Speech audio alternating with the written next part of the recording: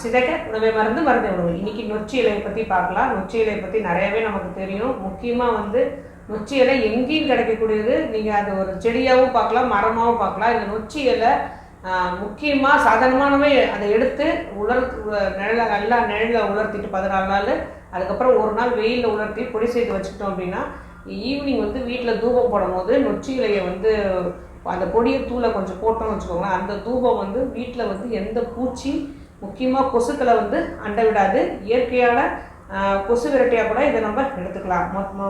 அடுத்தது நொச்சி இலையை தலையெண்ணெய் மாதிரி செய்து படுத்துக்கிட்டோம் அப்படின்னா காய்ச்சல், மண்டை ஏற்றம்னு சொல்கிற தலையில் உள்ள நீர் கோத்துக்கிறது, அதுக்கப்புறம் பீனிசம், இந்த பிரச்சனைகள் எல்லாமே நமக்கு வரவே வராது. இருந்தாலும் உடனே குணமாயிடும். அதுக்கப்புறம் நொச்சி இலையை நல்லா வேது பிடிக்கலாம். நல்லா 1 லிட்டர் தண்ணியில் இப்போ ஒரு கைப்பிடி நொச்சி இலையை போட்டு வேது பிடிச்சிட்டு இருந்தோம் அப்படின்னாலும் மூக்கடைப்பு, தலைவலி, அதுக்கப்புறம் பீனிசம் சொல்கிற சைனசைட்டிஸ் பிரச்சனை நமக்கு உடனே குணமாயிடும். இதே மாதிரி கர்ப்பிணி பெண்கள், அதாவது பிரசவித்த பெண்கள் இருக்காங்க இல்லையா, பிரசவித்த உடனே அவங்களுக்கு உடல் ரொம்ப அசதியாக இருக்கும்.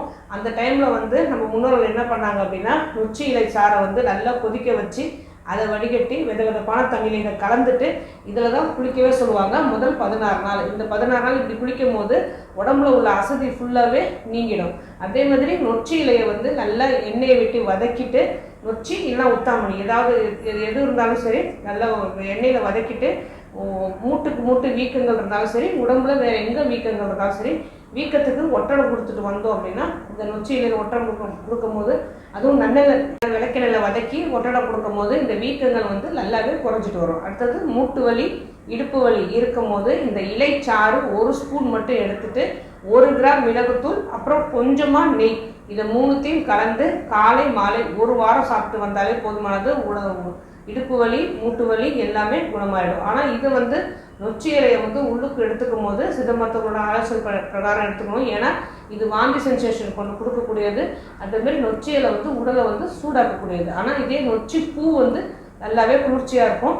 அந்த பூவை நம்ம ஜஸ்ட் அரைச்சிட்டு பற்று மாதிரி போட்டுக்கலாம். பற்று போடும் போது இது குளிர்ச்சிங்கிறதால ரொம்ப சூடாக தலை சூடாக இருக்கும் போது சூட்டால் வர பிரச்சனைகளை குறைக்கிறதுக்காக இது, அதுவும் ஜுரத்தில் இருக்கும்போது லைட்டாக ஒரு பற்று மாதிரி போட ஆரம்பிச்சிடலாம். அதே மாதிரி இந்த நொச்சி, தூதுவளை, தழுதாலை, நாயுருவி, தும்பை இது எல்லாமே சேர்த்து எல்லாத்தையுமே நல்லா சின்ன சின்னதாக கட் பண்ணி போட்டு கொதித்த நீரில் நல்லா கொதிக்கும் போது வேது பிடிச்சிட்டு வந்தோம் அப்படின்னா உடம்புல இருக்கிற ஜுரம் உடனே குறைஞ்சிரும்.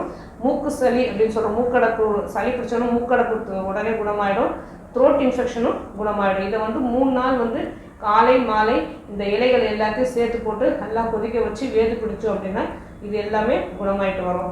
நொச்சி இலையை இது எங்கே, அதாவது கிராமப்புறங்களும் கிடையாது, நகர்ப்புறங்களில் கூட புதர்களுக்கு நிறைய நொச்சி இலை தான் நிறைய வளரும். இந்த நொச்சி இலையை வீட்டில் கர்ப்பமூச்சி தொல்லை, வள்ளி தொல்லை எதுவாக இருந்தாலும் சரி, இந்த நொச்சி இலையை கசக்கி அந்த பொடியை அங்கங்கே தூவி விட்டாலே எறும்பு தொல்லைகள்லேருந்து எல்லாமே நீங்கிடும். இந்த நொச்சி இலையை உள்ளுக்குள்ளே சாப்பிடும்போது சித்தர்கள் ஆலோசனை பிரகாரம் தான் சாப்பிடணும். பொதுவாக சித்தர்கள் இந்த நொச்சி இலையை உள்ளுக்கு கொடுக்கும் போது குடல் புழுக்கள் வெளியேறிடும் அப்படின்னு சொல்கிறாங்க.